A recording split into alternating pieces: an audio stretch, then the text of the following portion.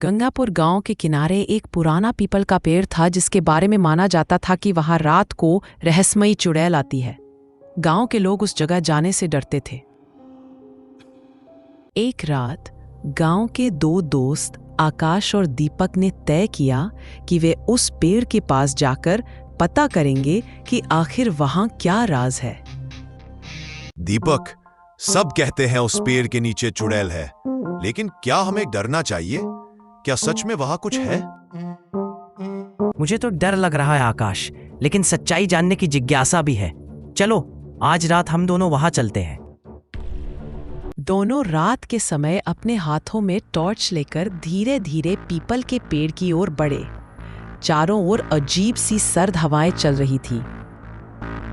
जैसे ही वे दोनों पेड़ के पास पहुंचे, अचानक हवा और तेज हो गई और वहां से किसी औरत के हंसने की डरावनी आवाज आई।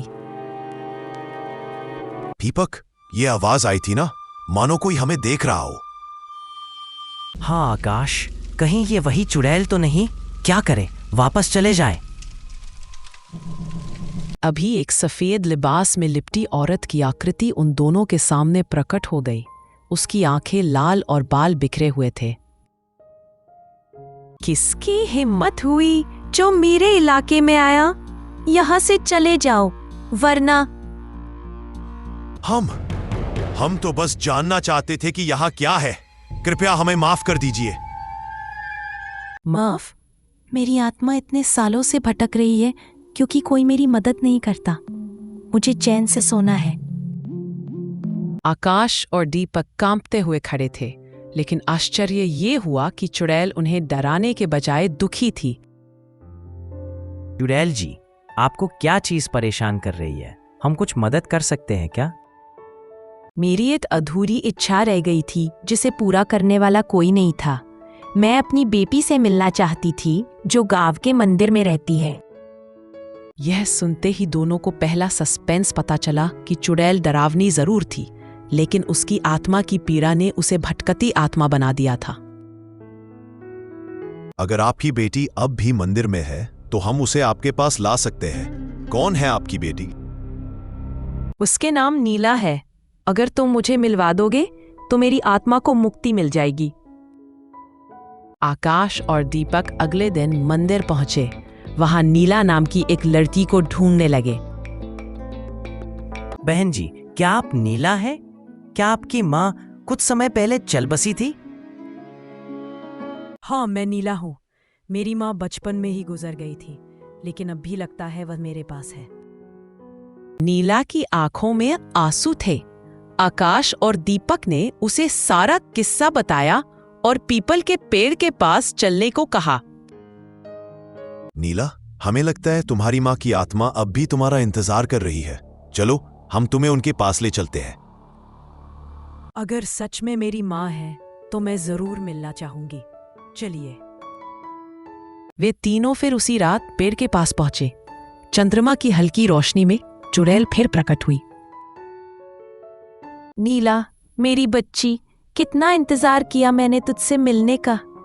अब मेरी आत्मा को शांति मिलेगी। माँ, क्या आप सच में मेरी माँ हैं? मैं आपको बहुत मिस करती थी। हाँ बेटा, अब मैं चैन से जा सकती हूँ। तुम अपना ख्याल रखना और हमेशा सच का साथ देना। तभी अचानक पेड़ के पीछे से एक बुजुर्ग औरत की आत्मा प्रकट हुई जो पहले कभी नहीं दिखी थी। गांव वालों का दूसरा सस्पेंस उजागर हुआ। ये चुड़ैल मेरी बहन है।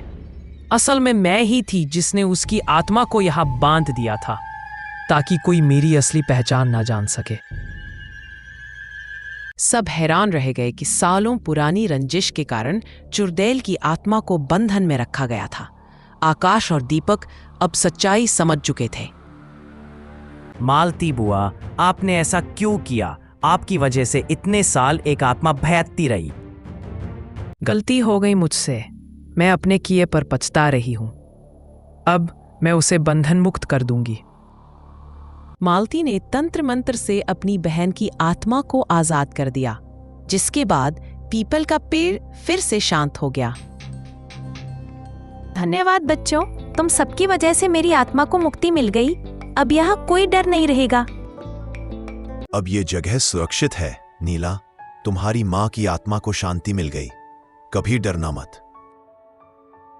धन्यवाद आकाश और दीपक, आज आप दोनों की वजह से मेरी माँ को मुक्ति मिली है। गांव में अब कोई डर का माहौल नहीं था और सबने मिलकर पेड़ के नीचे एक छोटा मंदिर बनवाया। चलो आकाश, हमने वही किया जिसके लिए गांव वाले हमेशा डरते थे। अब सब खुश हैं। इस कहानी से हमें यह सीख मिलती है कि हर डर और रहस्य के पीछे कोई न कोई सच्चाई छिपी होती है। अगर हम साहस से सामना करें तो हर कठिनाई का हल मिल सकता है।